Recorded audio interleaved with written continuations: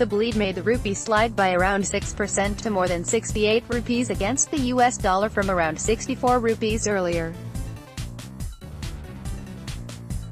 The latest oil shock, an increase from $69 last year to $80 per barrel this week, is courtesy of the American President, Donald Trump, who unilaterally pulled the United States out of the 2015 deal that Iran had reached with the UN's Permanent Five US, UK, Russia, France, China, plus Germany. This spooked the global financial markets, which justifiably fear new trade sanctions on Iran, ending 5% of world production. The nuclear deal had ended sanctions and boosted world supply. Prices declined from $84.20 in 2014-15 to $46.20 in 2015-16. New sanctions may reverse the trend. The gainers are the oil producers. The U.S. president has imposed the supply constraint that OPEC finds difficult. Saudi Arabia, Iran's Sunni bête noire, is in clover. The 42% increase in prices relieves fiscal stress, is wonderful for the long-awaited listing of Aramco, its national oil company, and avoids the unpleasantness of having to tax its citizens or reducing their benefits. Other countries in the Gulf, Venezuela and Russia will also benefit. America's shale oil producers, for instance, are busily removing the covers on their drills. The big losers are China and India. For India, higher prices mean a bigger trade deficit and more stress on our foreign exchange reserves. Another outcome is rupee depreciation.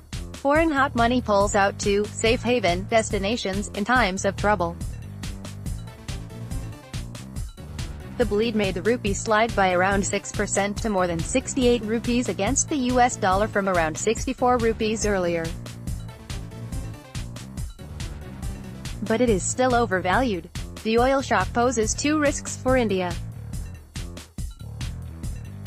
First, the fear that it will increase the current account deficit (CAD), the difference between international receipts and payments, from trade and income flows, beyond the acceptable level of 2% of GDP. Second, it poses a conundrum of navigating conflicting objectives, preserve the market-based retail oil price mechanism whilst graduating the price shock for consumers and containing inflation. At $80 a barrel, our additional spend on oil imports will be $9 billion this fiscal, net of the increased earnings from oil product exports. But the threat to keeping the CAD below the target of 2% of GDP is overhyped. The oil shock has a silver lining. With more robust fiscal balances in the Gulf, investment in jobs will increase for Indian workers, who generously remit all their earnings.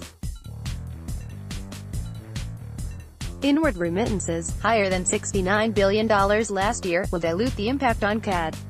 More petrodollars to spend will boost our exports to the Gulf. Second, the accompanying 6% depreciation of the Indian rupee will make our price-sensitive exports much more competitive. Last year exports grew by 12.1% to $300 billion. A 3% growth in exports this year would generate the additional spend needed on oil imports of $9 billion. Third, a weaker rupee discourages imports generally. Last year total imports increased by 21%. Making domestic producers more competitive is in India's interest. Transport Minister Nitin Gadkari had recently claimed that subsidizing oil consumers is not aligned with the market economy. It is in a market economy that the question of targeted subsidy arises. In an old, Soviet-style economy, there are no subsidies because the government set the retail price. In our context, this is analogous to directing ONGC to absorb the cost. This is best avoided. Last year, ONGC assisted in achieving the disinvestment target by buying the government's shareholding in HPCL. Such measures to support the government, whilst undesirable, are preferable to diluting ONGC's commercial autonomy for pricing products, which also distorts markets for the private sector. The options present themselves. First, intrusive budget scrutiny can do the trick. A fiscal, surgical strike slashing frivolous expenditure, which has crept in, can generate the 0.6 trillion rupees to sanitize consumers from a price increase. This is just 6% of the 10 trillion rupees which the central government spends on schemes without including wages, pensions, interest or capital expenditure. Second, it is not desirable to entirely sanitize customers from the oil shock. This will kill the liberalized mark-to-market regime for retail prices of oil products, introduced last year. It is also environmentally irresponsible not to have a price signal to induce lower consumption and insensitivize users to switch to more efficient end-use equipment, cars, motorcycles, water pump and generators.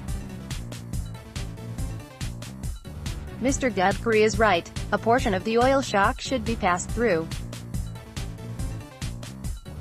But state governments must be cajoled to give up the windfall gain accruing to them because VAT is an ad valorem rate and not a specific rate as is central excise. Lastly, Budget 2018-19 projects a fiscal deficit of 3.3% of GDP versus 3.5% in 2017-18.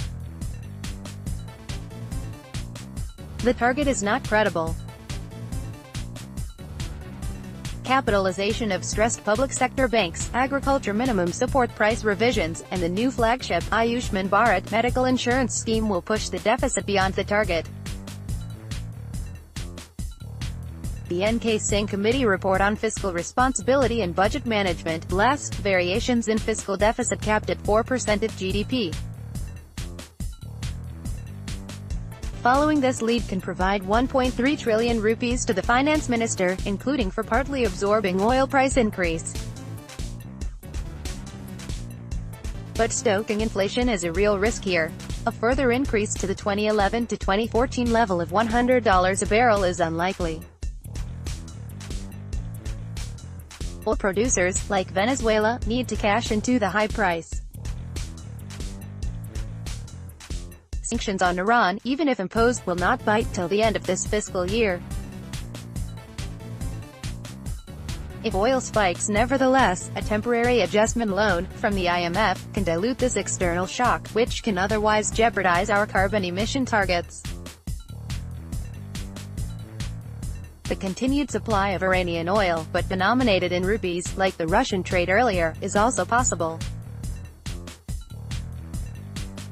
The United States may accept such necessary, but limited, exceptions, for Iran to buy goods, needed by the Iranian people, to survive. Economic stress creates reform entry points because the urgency becomes publicly visible. 1991 was an extreme event. The 2018 shock is low intensity in comparison. But it can help to push the needed third generation of reforms, deep fiscal austerity, energy security and PSU autonomy.